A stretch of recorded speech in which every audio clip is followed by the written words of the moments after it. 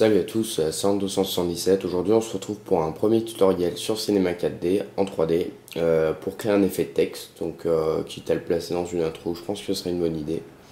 Donc, dans ce tutoriel, on va avoir plusieurs points. Donc, on va premièrement ajouter un mot graph texte avec beaucoup plus de segments que de base pour avoir un effet un peu plus réaliste. Après, on va utiliser le plugin Trossi pour encore diviser notre texte et obtenir deux matériaux sur ce texte.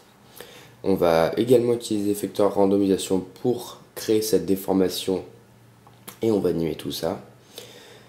Et pour terminer, on prendra le réseau d'atomes. Donc cette technique avait été déjà faite par comment il s'appelle, Impact Design, quelque chose comme ça. Cette idée était pas mal et puis elle marche bien sur cet effet comme vous le voyez au début de cette vidéo là. Là ici on voit le réseau d'atomes, une petite explosion, ça sera facultatif et donc avec le bruit qui se reforme. Donc on se retrouve sur Cinema 4D, on va premièrement régler notre scène. Donc en sortie on se met en 1280 par 720 pour avoir une qualité au mieux. On va directement passer en l'anti-aliasing, donc c'est-à-dire un peu le pour moins voir la géométrie justement et avoir un truc plus réaliste. On va se mettre au mieux. Bon, vu que moi j'ai une grosse machine, on va pas, je vais pas vous donner des réglages qui sont trop puissants parce que déjà ce tutoriel a un temps de rendu qui est assez long. Donc on va se mettre en 1x1, 2x2. On va également ajouter une illumination globale.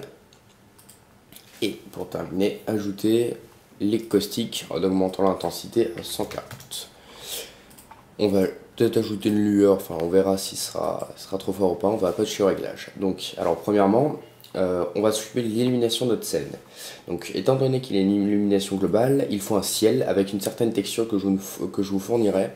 Parce que l'illumination globale, en fait, il va vous créer les couleurs et les ombres par rapport aux couleurs des autres matériaux autour de votre objet. Donc on va créer notre ciel. Dans matériaux, on va décocher couleur. Dans luminescence, on va aller chercher, donc vous aurez quelque chose, pas quelque chose de ce type, alors moi c'est le tuto que je l'ai appelé ce dossier, source tuto, donc vous ouvrez pièce NB39, vous mettez nom, et vous appliquez ce matériau à votre ciel. On va s'occuper maintenant de créer un projecteur, donc ça je vais le fournir parce que c'est un petit peu plus compliqué aussi, donc vous faites donc fichier fusionner les objets, pardon, et vous mettez éclairage. Donc on touche pas à ce réglage, vous pouvez modifier si vous voulez ça, mais bon, les réglages de base sont déjà très bien. On va également créer deux sols. Alors, on va faire ça, donc vous le dupliquez, on va faire une rotation en P à 90 degrés. On le décale un petit peu vers là, et on va y ajouter aussi un matériau plutôt simple, donc on va mettre les couleurs à blanc, en blanc, très blanc. Dans les réflexions, on va activer le canal de réflexion donc, et on va mettre une faible réflexion autour de 26, voilà 28%. Donc on applique ce matériau à nos deux sols. Donc si on lance un tout petit rendu de test par exemple, on regarde voilà, qu'il y a déjà un tout petit peu plus de temps de rendu à cause de l'illumination globale et de la réflexion que j'ai ajoutée. Donc maintenant, après ce rendu de test, on va s'occuper du mot graph, le mot graph texte donc, qui est le plus important pour vous apprendre à créer des textes avec une meilleure qualité et donc plus de segments. Donc là on remarque qu'il y a déjà une petite variation des ombres sur cette ligne et donc la lueur, non, la lueur elle retire tout donc on va la désactiver. Donc on va aussi baisser les caustiques à 110, je pense que c'est suffisant. Donc alors on va passer à la partie plutôt intéressante. Alors donc vous avez dans mon graphe mot texte, on va déjà se mettre en centrale. Pour moi je suis désolé mais un petit peu de temps à me charger les polices. Je crois que ça se fait sur toutes les personnes qui ont R13 parce que c'est un nouveau module. Donc moi de mon côté je vais mettre en typographe pro, c'est une police gratuite que vous pouvez trouver peut-être pas sur Davon mais vous la tapez sur Google et puis vous l'avez terminé. Donc comme texte on va taper mon pseudonyme par exemple. On va augmenter d'un petit cran notre profondeur, voilà on la met à 40. Alors après on va aller dans la partie un peu plus importante. Donc vous êtes en couvercle et donc couvercle uniquement pour le début et la fin, vous changez ça en couvercle aviso. Donc là, vous regardez que c'est un peu moche, un peu bâclé. Comme étape, on va mettre deux étapes, donc qui va nous créer plus de segments. Donc vous mettez ça, et le rayon, vous mettez 3, je crois que c'est suffisant. Voilà, très bien. Donc c'est pas fini. Dans type, on va passer en quadrangle et vous mettez grille de découpe. Voilà, comme ça on a un truc un peu plus, comment dire, uniforme. Alors, maintenant on va créer un matériau pour le texte juste pour faire un test. Donc, on va se mettre un blanc limite un petit peu bleu. Voilà, par exemple on met un petit peu les rouges un peu moins puissants. On va activer le canal réflexion qu'on va mettre à ouais, 76%. Et donc on va l'ajouter sur notre texte. Donc là, si on fait un rendu de test, vous voyez que ça prend déjà un petit peu plus de temps. Moi, de mon côté, j'ai 8 Go de RAM. C'est déjà un petit peu plus long, mais au moins on a des résultats qui sont beaucoup plus réalistes. Donc il nous fait les passes de l'illumination globale. Donc l'illumination globale, c'est vrai qu'elle est longue à calculer, mais elle est vraiment réaliste.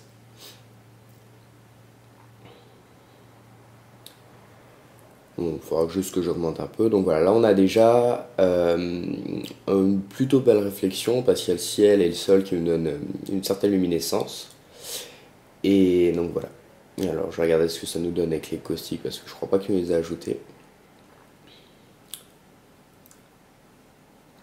Donc là, vous voyez qu'on est déjà quand même à plus de 40 secondes de rendu. Donc on va rester comme ça. Et maintenant, on va utiliser le plugin Trossy. Alors Trossy est un plugin gratuit, donc que vous pouvez trouver sur internet. Je pense que je mettrai dans le petit pack parce que c'est vraiment le must-have au niveau des matériaux que vous devez avoir. Vous devez l'avoir si vous avez Cinema 4D. Donc on va dans le menu externe, on va dans Trossy 1.22, R12 ou R13, et vous cliquez sur Trossy. Alors on va modifier aucun réglage, on va juste aller dans Pieces, ouais, et on va mettre 4. Bon, on va mettre 2 parce que moi je suis vraiment une machine puissante. Donc vous sélectionnez bien votre mot texte et vous faites Brick Now. Et donc là il nous a créé beaucoup de matériaux. Alors d'avance, ce qu'il faut faire en tout premier, c'est vous prenez tous les corps, toutes les dynamiques qu'il vous a créé, vous supprimez ça. Donc alors moi j'ai juste un petit problème qui est pas le même. Alors, donc vous prenez le premier Cut Inside. Donc si vous le supprimez, ça vous fera rien. Donc vous voyez que vous avez toujours vos deux matériaux. Et ce Cut Inside, on va mettre un bleu peut-être un peu plus teinté, saturé, etc. Donc, je suis désolé pour les bruits de fond, j'y peux pas grand chose parce que je suis pas tout seul. Donc voilà, on va peut-être augmenter un peu les rouges et les verts. On va activer une réflexion, cette fois un petit peu plus... on va pas mettre de Fresnel, on va se mettre en 80, voilà. Et donc là maintenant vous avez remarqué que notre texte a deux matériaux. Donc ça ne soit pas pour le moment, c'est normal. Donc voilà. Alors maintenant ce qu'on va faire, c'est on va prendre tout ces calques. Donc déroulez bien tout ça parce que sinon ça va bugger, il ne va pas vous afficher le texte. Et donc vous cliquez sur un de ces calques, n'importe lequel, clic droit, connecter les objets, plus supprimer. Comme ça, donc on a un texte avec tous ces matériaux en un seul objet. Alors maintenant, on va ajouter un homographe, un effecteur en randomisation, donc qui est un peu le pilier de ce tutoriel. Donc vous le mettez en enfant sur notre texte. Et donc maintenant, on a droit à beaucoup de petites options qui sont assez efficaces, même si pas grand monde les exploite vraiment à fond. Donc dans mode de randomisation, ouais, ça fera un dernier. Alors, on va aller dans déformateur, déformation, on va se mettre en polygone. Donc là, on a déjà quelque chose de beaucoup plus destroy, je dirais, un peu plus cassé, etc. Donc si on lance l'actuel, ne se passe rien, c'est normal. On va aller dans l'effecteur et donc le mode de randomisation, on va le mettre en bruit. Voilà. Donc là, on a peut-être quelque chose de moins joli, mais il y a une animation, pardon. On va mettre la vitesse d'animation à 60 ou 70, je vais mettre 65 parce que c'est suffisant. Voilà. Donc là, si on lance un rendu de test, c'est plus long. Je pense que j'accélérerai ces séquences. Je vais me remettre en géométrie, comme ça j'aurai pas de problème. Vous restez en haut mieux pour faire vos tests. Ouais, je vais même me mettre en 100, comme ça sera mieux.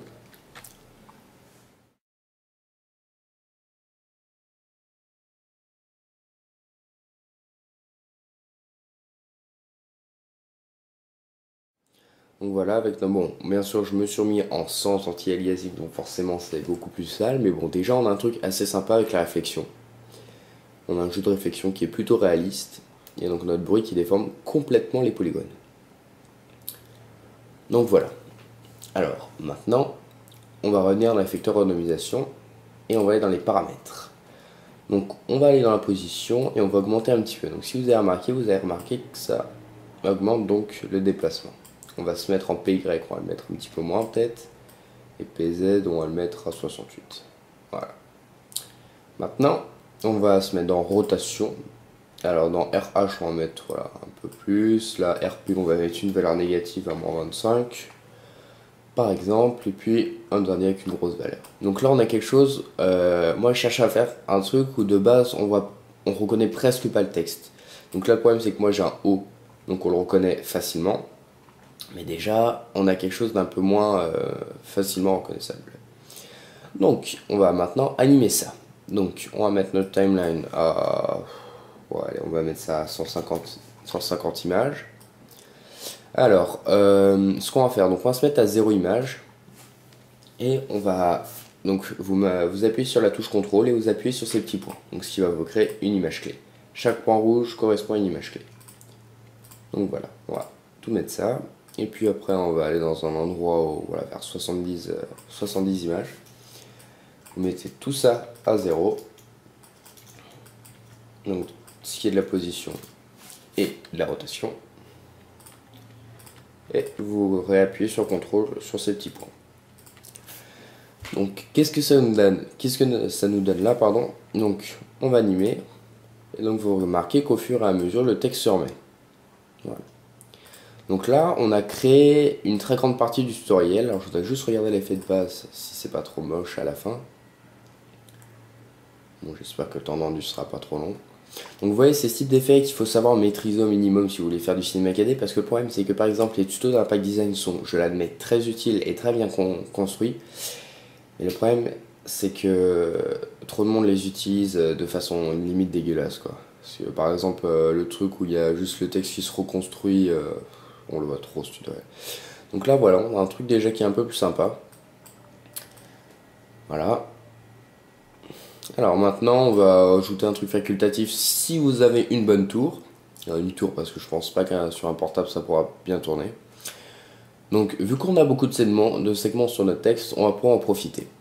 Alors, on va aller dans Explosion et vous le mettez en enfant sur notre trossi. Donc là, d'ailleurs, le trossi, on va le renommer texte. Je vous conseille de renommer bien vos objets sur Cinema 4D parce que c'est important. On va se mettre à 0 image. Donc là, on va faire plus une explosion inverse dans le sens où ça va se reconstruire. Donc dans l'intensité, là, on va se mettre voilà, comme ça. On va cliquer sur le petit rond pour l'animation. On va se mettre à 20 images. Bon, bien sûr, l'explosion, la faites pas comment dire, reconstruire trop tard parce que sinon, on verra pas la déformation de votre effecteur randomisation. On se met à 0 et on ajoute notre image clé.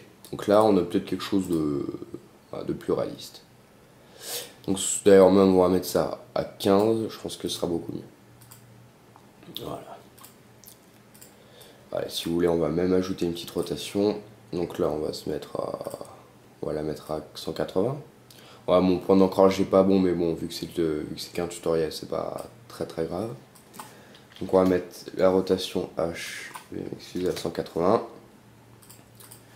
On va se mettre au même endroit que l'explosion. Donc si j'appuie sur ce petit bouton là, c'est qu'en gros à chaque fois que vous avez modifié une valeur, il va vous créer donc automatiquement une image clé. Donc c'est un peu plus réaliste. Alors maintenant vous mettez à 0 à 15 images. Et donc comme ça on aura une rotation à 180 degrés pendant l'explosion, ce qui peut faire un truc un peu plus réaliste. Donc maintenant, on va utiliser la technique d'Impact Design qui consistait à ajouter un réseau d'atomes. Donc qu'est-ce que le réseau d'atomes? Je vais vous montrer ça tout de suite. Donc vous allez dupliquer votre texte. Et cette fois, on va... Ouais, on va pas... Ouais, non, c'est pas grave. Alors, on va faire... vous allez cliquer pardon, ici au niveau de la répartition et vous allez mettre votre réseau d'atomes. Donc vous mettez votre texte dedans. Donc là on a des sphères énormes je dirais, c'est limite un petit peu dégoûtant vous voyez. Rayon des cylindres, on va mettre 0,25 ainsi que le rayon des sphères à 0,20. Voilà, 0,2, je pense que ça suffit très bien. Alors, donc vous faites votre animation. Donc là déjà ça prend plus de temps parce que le réseau d'atomes prend un peu de temps à se créer. Donc alors ce que je vais faire c'est, on va dupliquer ce matériau plutôt. Et on va mettre en noir. Voilà, on va laisser la même réflexion. Et ce qu'on va faire, alors vous voyez qu'il vous a créé plein de matériaux avec votre aussi. Et donc vous sélectionnez tout et vous mettez le matériau noir à la place. Ouais, donc on va devoir faire un par un, je suis désolé mais il faut faire comme ça on aura un truc peut-être un peu plus réaliste. Allez, on va faire ça le plus vite possible. Je suis désolé mais bon, au moins on n'aura pas un truc à moitié fini ou pas très bien fait, pas très réaliste. On aura quelque chose franchement de complet. Donc on remplace tous ces matériaux. Donc mettez bien votre curseur sur les matériaux parce que sinon il y aura les problèmes avec les sélections, les petits triangles jaunes, les petits triangles orange qui sont à la droite là. C'est ce qui délimite la sélection où sera votre matériau. Donc là si on lance un rendu sans le bruit, parce que si je lance avec le déformeur on aura on aura pas mal de temps de rendu, donc je voudrais pas que ce soit trop long. Bon, je suis encore désolé pour les bruits de fond, je pense que je ferai ça dans le montage parce que ça devient un petit peu saoulant, je pense.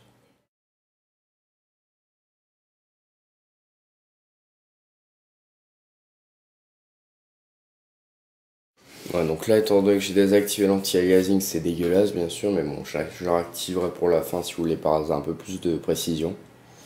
Donc là, on a quelque chose de plus réaliste. Bon, étant donné que moi j'ai pas mis d'anti-aliasing, c'est beaucoup plus. Donc c'est déjà un peu plus long. Donc on va laisser comme ça. Et donc pour terminer, on va animer une caméra si vous voulez. Donc on va se mettre bien à l'endroit de l'explosion, à 0 image par exemple. Bon, n'oubliez pas que votre sol il a une taille infinie, donc c'est pas du tout grave si vous vous mettez là par exemple, on le verra tout de même. Donc on va se mettre comme ça au début, voilà.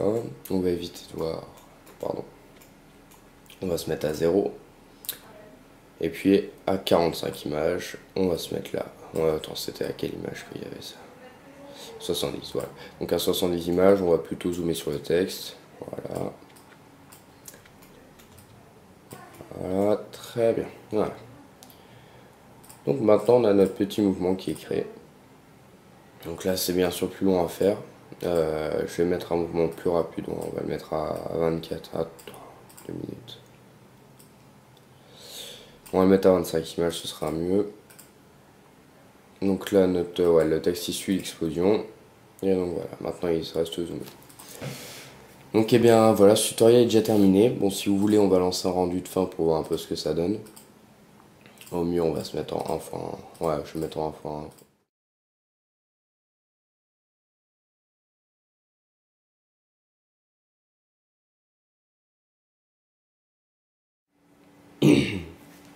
Bon, donc là, on voit déjà qu'il y a un petit peu, que c'est beaucoup plus précis. On va peut-être réduire.